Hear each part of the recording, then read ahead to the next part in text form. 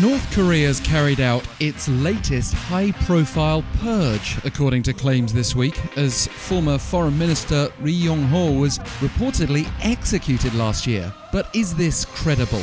And what might Ri have done to deserve such a punishment?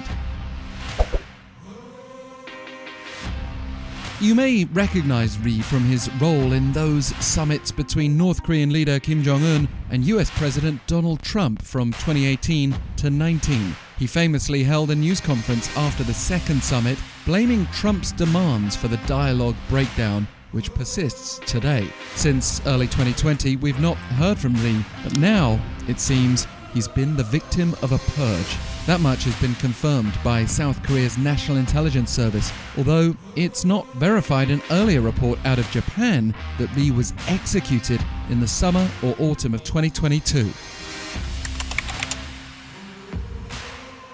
South Korea's NIS has not put forward a motive either, but one possibility is that he was held accountable for the failure of dialogue with the US. Another theory is that there's a link to the North Korean embassy in Britain, where North Korea's former deputy ambassador Thae-Yong-ho had been based until he defected to South Korea in 2016, and with North Korea cracking down to prevent others following suit, we might note that Ri was also stationed in Britain previously, along with 4 or 5 other North Korean foreign ministry officials who may have all been executed around the same time as Ri, according to the Japan-based Yomiuri-Shimbun newspaper.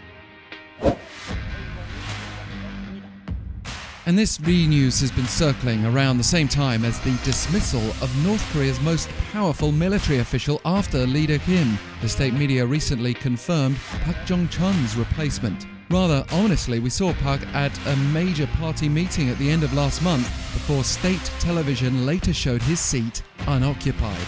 This is a man who rose rapidly under Kim's leadership and managed to survive a brief demotion over his handling of the pandemic. And it seems he's now again been forced to take responsibility for some perceived failure, even as North Korea has been celebrating its military advancements. In fact, things had been relatively quiet on the purge front after several notorious examples during Kim's earliest years as leader, including when his own uncle Jang-Song-thaek was executed as Kim consolidated his position. But we do also need to be careful with such reports. Several North Korean officials have been supposedly executed only to reappear.